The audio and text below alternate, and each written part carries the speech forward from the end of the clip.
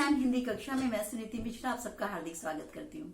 तो बच्चों, आजकल हम पढ़ रहे हैं कक्षा 10वीं की स्पर्श और आज मैं आपको पढ़ाने जा रही हूँ उसका 5वां पाठ गिरगिट। तो बच्चों, ये अंतोन चेखव के द्वारा रचित एक कहानी है। अंतोन चेखव की एक ये बड़ी श्रेष्ठ कहानियों में से गिनी जाती है।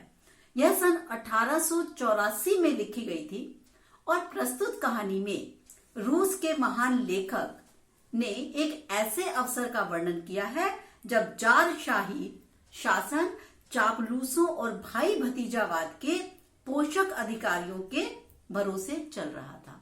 यानी जो देश था उसमें क्या बोलबाला हो गया था, मतलब ईमानदारी सच्चाई तो एक तरफ थी, केवल शासक वर्ग क्या चाहता था कि सब चापलूस उनके चारों तरफ रहे, सिर्फ जो शासन चलाने वालों की जय बोलेगा वो तो सही है, और अगर किसी ने जरा भी किसी गलत बात का भी विरोध किया तो उसको मार डाला जाएगा। तो नतीजा क्या हुआ कि वे जो है कानून के या आम आदमी के पक्ष में, जो पुलिस है, जो वहां के जो भी सेना है, वो आम आदमी की तो फरियाद सुनी नहीं दी। उसको कोई मतलब नहीं है कि अगर किसकी गलती है, न्याय क्या है, अन्याय क्या है। वो बेचारे इतने मजबूर कह लो या इतने चापलूस थे वो कि वो कोई भी फैसला छोटे से छोटा नहीं कर पाते थे। इसमें क्या होता था, जिसमें दोषी मनुष्य कोई नहीं, यानी अगर दोष किसका है, ये तो प्रशासन का भी दोष है, और साथ साथ में कह रहे वो इतने छोटे से छोटे फैसले नहीं कर पाते थे कि यदि किसी कुत्ते की भी गलती है तो वो उनको ये समझ में आता था कि इंसान की गलती बताई जाए या कुत्ते की। मतलब बहुत मजेदार कहानी है, व्यंग है ये। ऐसी शासन व्यवस्था के लिए संत कवि तुलसीदास ने कहा था, समर्थ को नहीं दोष गोसाई, यानी जो समर्थ व्यक्ति है उसके दोषों को कोई भी गिनता नहीं है, बल्कि जो कमजोर व्यक्ति है उसके अंदर लोग केवल दोष ही दोष निकालते चले जाते हैं। तो चलते हैं कहानी की ओर। पुलिस इंस्पेक्टर ओचू मलाव नया ओवरकोट पहने हुए बाजार के चौराहे से गुजर रहा था। जो पुलिस वाला है उसके पीछे लाल बालों वाला सिपाही था जिसके हाथों में जब्त की गई झरबेरियों की टोकरी थी। झरबेरी खाने की चीज।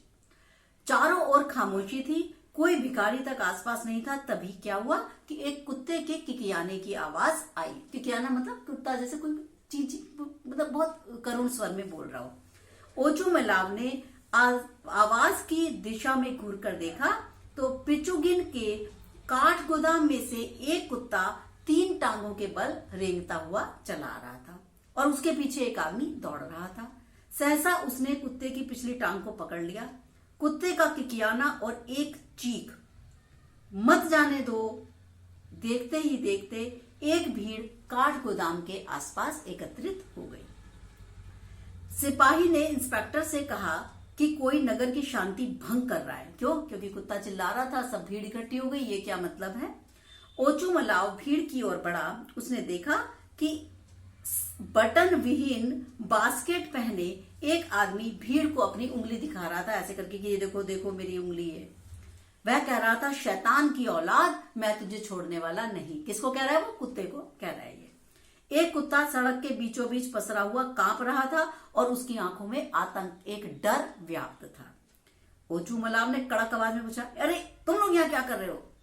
और तुमने अपनी उंगली ऐसे क्यों उठा रखी है? ख्युकरिन ने खांसते हुए उत्तर दिया, जी मैं तो चुपचाप चला जा रहा था।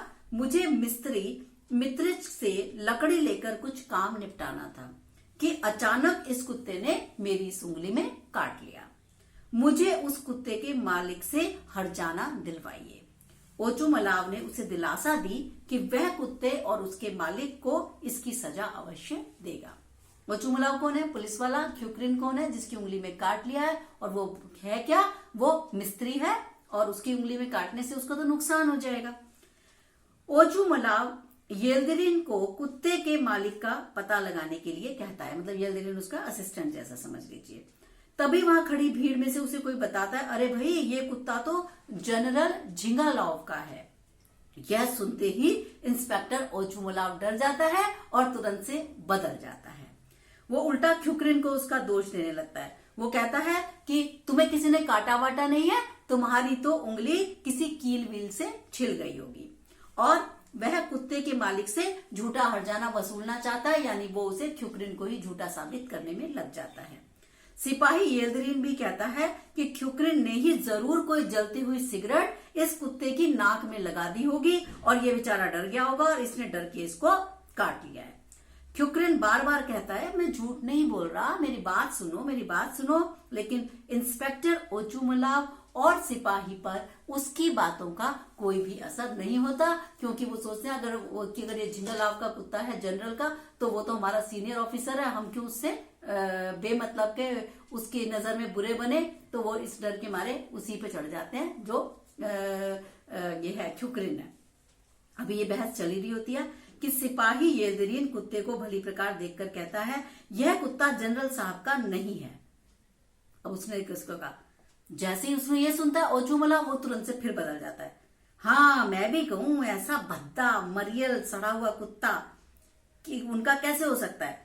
और वो कहता है कि ऐसे बेकार और आवारा कुत्तों को तो मरवा देना चाहिए, ये कहाँ घूम रहे हैं इस तरीके से सड़क पे। थोड़ी देर में सिपाही पुनः कहता है, पर हो भी सकता है कि यह कुत्ता जनरल साहब का ही हो। तो भीड़ में से एक आवाज आती है, अरे भाई कुत्ता तो जनरल साहब का ही है। इंस्पेक्टर फिर बदल जाता है, वो फिर से ख्युकरिन को दोष देना शुरू कर देता है। जैसे पता लगा कुत्ता उनका नहीं है, जनरल साहब का नहीं है, तो कुत्ते को मरियल आवारा गंदा बताने लगा। फिर किसी ने कह दिया कि नहीं, कुत्ता जनरल साहब का है, तो फिर से ख्युकरिन का दोष निकालना। वह कहता है, यदि कुत्ते ने उसको काटा है, इसमें सारी गलती उसकी अपनी है। इंस्पेक्टर ओचुमलाव को बुरी तरह फटकारता है और उसी समय वहां से जनरल साहब का बावर्ची गुजरता है और वो बताता है कि ये कुत्ता तो जनरल साहब के भाई का है। उनके भाई को ही बारजोयस नस्ल के कुत्ते बहुत पसंद हैं। ओचुमलाव यह सुनकर बड़ी प्रसन्नता का ढोंग करता है और वह उस कुत्ते को जनरल साहब के बावर्ची को सौंप देता है और कहता है कि इस डॉगी को, फिर वो कहता है ये कुत्ता तो बहुत ही सुंदर और बड़ा खूबसूरत पिल्ला है। तो ये कहता है कि अरे, बावर्ची जो है हंसता हुआ कुत्ते को लेकर चल देता है और वहां खड़ी भीड़ ख्युकरिन पर हंसने लगती है। तब इंस्पेक्टर ओचुमलाव ख्युकरिन को धमकाकर अपने रास्ते पर चल देता है। अब लोग क्यों हंस रहे हैं उस पे? क्योंकि लोग समझते हैं इस बात को कि जब जैसे इसको पता लगा कि उनका कुत्ता है जनरल साहब का या उसके भाई का, तब ये उस कुत्ते को के साथ किस तरीके का बर्ताव कर रहा है। और जैसे इसको लगता है कि ये आवारा कुत्ता है, तो वो ख्युकरिन को उसकी मुआवजा दिलाने की बात कर रहा था। तो इसका मतलब क्या है कि सभी लोग सत्ता के लोग से इतने डरे हुए हैं, इतने घबराते हैं अपने सीनियर से, अपने ऑफिसर से, कि वो सच का भी साथ देने को तैयार नहीं। उनकी नजर में न्याय और अन्याय जैसी कोई चीज रह ही नहीं गई है। तो ये चीज है गिरगिट कहानी में। गिरगिट कहानी भले ही आपको लगता हो कि एक कुत्ते की और एक ख्युकरिन की कहानी है, लेकिन वास्तव में ये पूरी एक सत्ता को बताती है, कि सत्ता की ओर संकेत करती है कि किस प्रकार से जो है जो डरा हुआ माहौल वहां पर बना हुआ था। तो बच्चों, ये जो इसके प्रश्न है ना, जो गिरगिट है, मैं इसका प्रश्न आपको बताना चाहती हूँ कि इसके जो सबसे ज्यादा जो प्रश्न इसका आता है, देखो ये तो आप करके ही जाइएगा।